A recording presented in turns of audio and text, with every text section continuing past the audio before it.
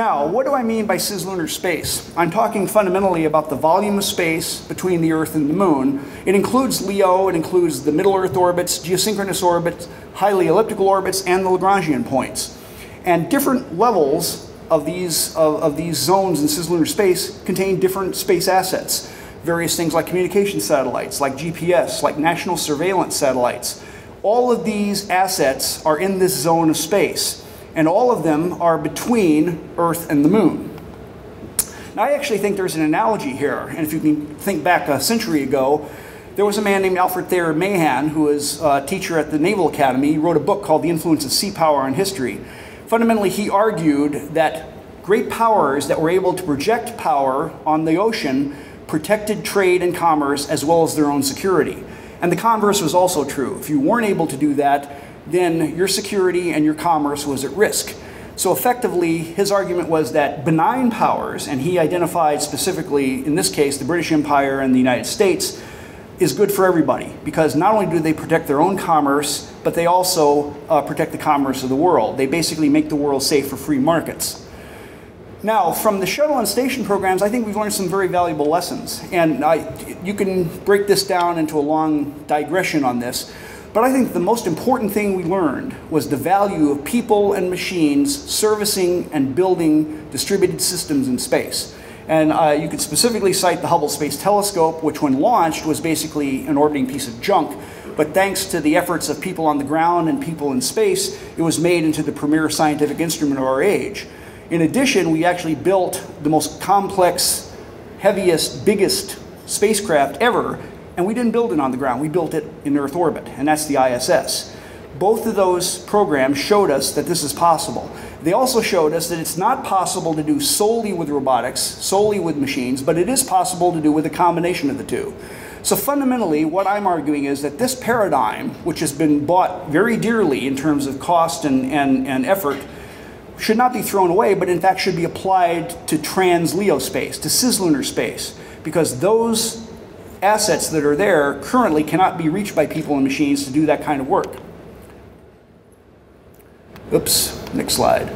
So, I'm going to basically break this down into two pieces. I said what the problem was. The problem was of the Earth's gravity well. The solution is broken down into two parts, the goal and the mission. The goal is to expand human reach beyond low Earth orbit. And by human reach, I mean the ability to send people and machines to whatever point you want to basically do whatever job you can envision or whatever job is needed. The mission, the way to do this, is to basically use the moon as a logistics depot. So the moon becomes not only the first goal, the first destination beyond LEO, it becomes an enabling asset. It's no longer just a place where we go and repeat Apollo or explore and plant a flag or do a rover mission to collect samples. We can do all that, but the real object in going to the moon is to use what the moon offers to create this new capability. Now, this is the talk that Tony Lavoie gave this morning. Some of you were at it. But fundamentally, it summarizes a paper that he and I wrote this past year. I presented at Space Manufacturing 14 last year at NASA Ames. Fundamentally, what we've done is to take the run-out budget that was provided to the Augustine Committee in the 2009 report. And remember, their conclusion was that we couldn't really do anything with that budget. NASA, in fact, wasn't capable of doing anything without a significant increase in the amount of money. I didn't believe that then, I don't believe it now. We took that budget and basically said, given that amount of money, that rate of growth in the budget, that amount of spending, can you do anything with it? And the answer is, yes, you can. You can create a program with small, incremental, cumulative steps that use robotic assets teleoperated from the Earth. The moon allows you to do this because it's close. It's the body in space that we can actually do this in near real time, operate robotic assets from the Earth, and basically start emplacing a lunar outpost using these robotic pieces. And we created a program that basically spends under the Augustine cap over the course of 16 years. The total program cost is about $88 billion. Now, if you remember a few months ago, there was a report on a study that was done by some people from Georgia Tech where they looked at an asteroid mission, and they were very proud that they got a mission to an asteroid by 2026. And I believe that, or actually it was by 2030, and they spent $90 billion. And from that, they got one human mission to an asteroid, to a near-Earth object. With this, we get a working lunar outpost capable of producing 150 metric tons of water per year. and then starting exporting that material into Cislunar space. So how do we do this? Well, fundamentally, the idea is to use robotic assets to the extent possible to pre-emplace as much as you can on the moon before people arrive. So people's time, I think, is very valuable. And if you're going to have human spaceflight, you want them doing relevant, important things that machines are incapable of. So do all the things that need to be done that machines are capable of with machines. In other words, don't use people as machines, use people as people. And use robots to actually pre-emplace the lunar base. So effectively, the object here is to get a working propellant production quality plant operating on the moon, largely telerobotically. I just got 2 slides. You can read our paper, which is downloadable on my website. I'll give you the URL at the end. And you can see all the details about this. We've got all the masses, all the power, all the costs worked out. But fundamentally, what I've done here is to summarize this in 2 slides. And it begins by emplacing communications assets in lunar orbit so we're able to communicate with these robots down in the polar dark. You start prospecting, looking for the best sites, the highest grade water deposits you can find. First you demonstrate that you can dig up this feedstock and extract the water. Then you bring the equipment needed to actually start making real production quantities of this water. So fundamentally, you collect the water, you can store it in the cold traps, it'll stay there forever, they're very stable. You can crack the water into hydrogen and oxygen and cryogenically freeze it to make propellant. Now there's a bunch of supporting equipment. We've got 3 classes of lander. We've got a human lander that's fundamentally reusable. And basically we create a system that can routinely access the lunar surface. It's reusable and extensible. So what does this give us? Well, fundamentally, by doing this program, you're able to do 2 things. First, you're able to create a viable, exciting, and productive space program that returns value for investment for the tax dollar and gives NASA a challenging task to do.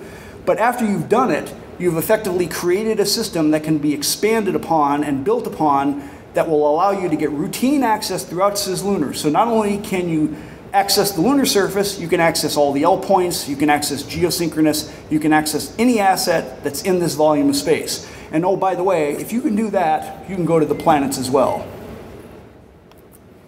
So what is the value of lunar resources? Well, their value is everything.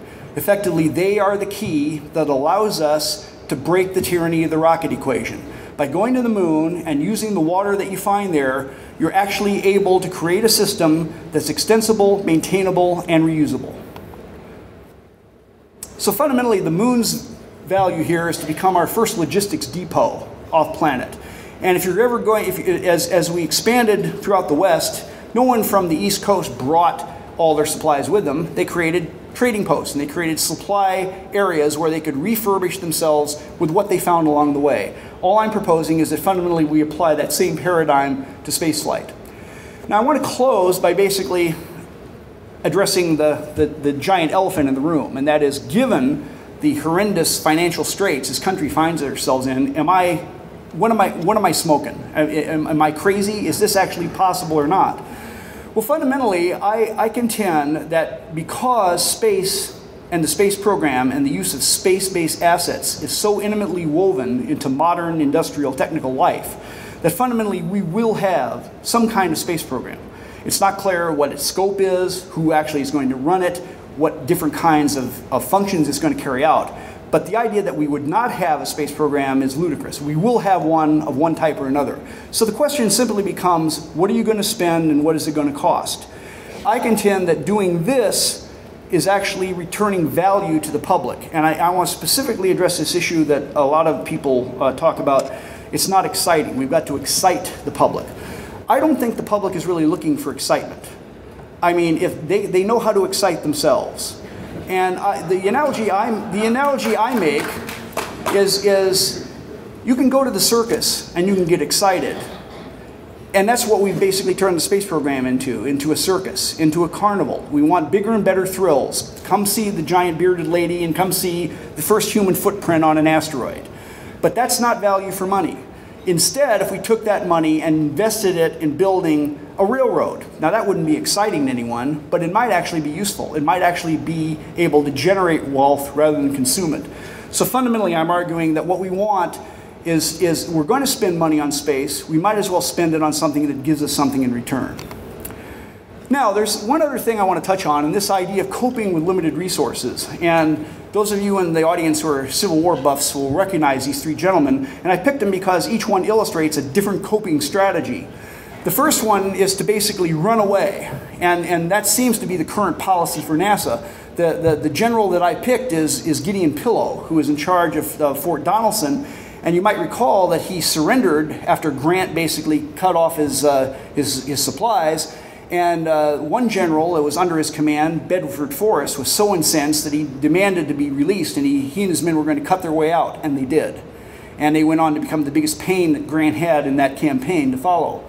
Another strategy is to constantly demand more and more resources. And the guy I picked here is General George Brinton McClellan, who basically told Lincoln he could march on Richmond and take Richmond, and all he did was continually write Lincoln with letters asking for more men, more material, and more money. Or finally, you could do the job with what you've got. And my icon there is U.S. Grant, who fundamentally decided that he had an army, he had the resources, he was going to do what he could with those, no matter how long it takes. Now that's the attitude that we need to adopt with our space program. It doesn't matter how much we spend per year. It matters what you're trying to do, and it matters how you're trying to do it. So what we need to do is shift from this idea that, well, if we just had another $3 billion a year, we could do all these great things. We can do great things now. We just need to figure out a clever way to do it. I think that we're in a very early stage of understanding how to live and work in space. I don't consider that we ever actually lived in space. We visited, but we don't know actually how to live there, because a key thing of living anywhere is learning how to use what resources you have there. I make this analogy. I think at this stage, we're basically the baby in the cradle. We're in the cradle, just like Tsiolkovsky said many years ago. And to get out of the cradle, we have to first learn how to stand and crawl and stand, and then we have to learn how to walk. And we're not there yet. So effectively, we've got a lot of work to do. Thank you very much for your attention. If anyone has any more questions on this, please go to my website. I have the paper that Tony and I wrote available for download, and any other thing, a lot of other interesting things there. I also want to put up at the end a slide that kind of summarizes this argument in 9 easy steps. Thank you very much.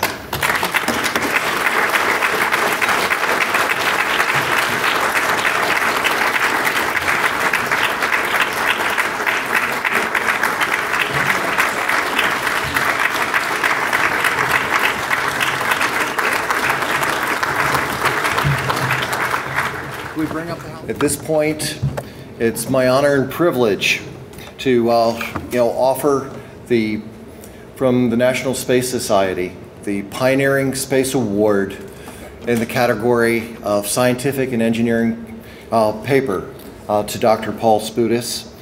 He's receiving this award specifically in recognition of his paper, Mission and Implementation of an Affordable Lunar Return, with co-author Tony Lavoie, and the accompanying article, Can We Afford to Return to the Moon?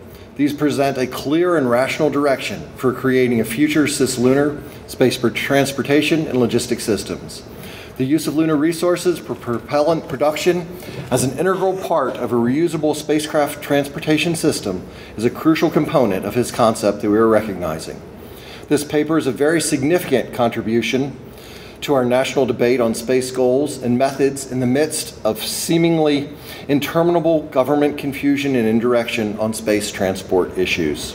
He has also contributed to our general and detailed knowledge about the moon with his work as a staff scientist with the Lunar and Planetary Institute, as the principal investigator for the mini-RF experiment on the Indian Chandra mission, and many other roles. His clearly written series of articles are a continuing asset to the national debate on space policy. Honor and privilege.